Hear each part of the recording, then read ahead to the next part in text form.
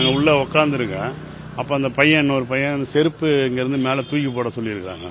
அப்போ அந்த பையன் செருப்பை மேலே தூக்கி போட்டு 2 வாட்டி போட்டு மிஸ் ஆயிடுச்சு. 3வது வாட்டி போடும்போது அதில் அடித்து பட்டுட்டு அதில் அந்த ஓட்டு மேலே விழுந்துருச்சு. அப்புறம் அந்த பைப்பன் ஐயோ செருப்பு அங்கே விழுந்துருச்சு அப்படின்னு சொல்லிட்டு போயிட்டான். இந்த பையன் மேலே இருந்து வந்தானா இல்லை அங்கேருந்து வந்தானா இல்லை என்னங்கிறது தெரியல சரியா. அது மேலே ஏறி கூடி வரும்போது டம்முன்னு ஒரு சவுண்டு கேட்டுது. சவுண்டு கேட்டு டிரான்ஸ்ஃபார்மர் தான் வெடிச்சு போச்சு அப்படின்னு நினச்சிட்டு இப்போ அங்கேருந்து எந்திரிச்சு பார்த்தேன். அப்போ பார்த்தா அந்த பையன் அப்படியே ஸ்லோவாக கீழே விழுறான். கீழே விழுந்த உடனே அப்புறம் தூக்கி முதலுதவி பண்ணி அப்புறம் ஹாஸ்பிட்டலுக்கு அனுப்பிச்சி விட்டோம். 11:30 மணி இருக்கும். ஆமாம். என் பேர் துரை. பையன் பேர் எனக்கு தெரியல.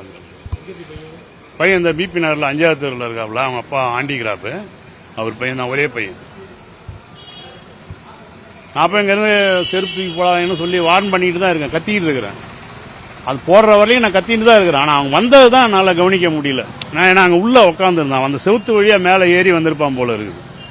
தூக்கி போட்டது அந்த வேற ஒரு பையன். இவன் எடுக்கிறதுக்கு மேலேருந்து இறங்கி வந்து அந்த பக்கமாக கூடி வந்திருக்கிறான். ஒரு மதியானம் ஒரு 11:30 மணி இருக்கும். கரெக்டாக 11:30 மணி. இதுதான்பா ரொம்ப இதுவாக இருக்குது. மூஞ்செல்லாம் அப்படியே தோல் வழிந்தி மண்டையில் அடிபட்டுக்குது. கொஞ்சம் தோலெல்லாம் உறிஞ்சி கண்ணெல்லாம் மூடிங்குது. அப்படியே படுத்துன்னு இருக்கான். திருப்பி ஆப்ரேஷன் பண்ணணும்னு சொல்லிக்கிறாங்களாம்.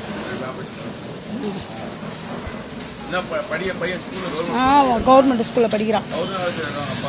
வீட்டில் உட்காந்து பழைய துணியெல்லாம் தைச்சு கொடுப்பாரு. ரொம்ப கஷ்டம். குழந்தை பையன் ஒரே பையன்தான். 10வது போறான் வருஷம். வெளியெல்லாம் வேலை செய்யல. இங்கே வீட்லயே மிஷின் வச்சு இந்த பழைய துணியெல்லாம் வாங்கி வந்து தைக்கிறேன். ஆண்டிக்கு போரு தனியாலாம் நடக்க முடியாது. கொம்பு வச்சுதான் நடப்பாரு. 2 புரியல. அடிபட்டும் போது பார்க்கல. இப்பதான் போய் ஹாஸ்பிட்டல் இப்பதான் பார்த்துட்டு வந்தேன்.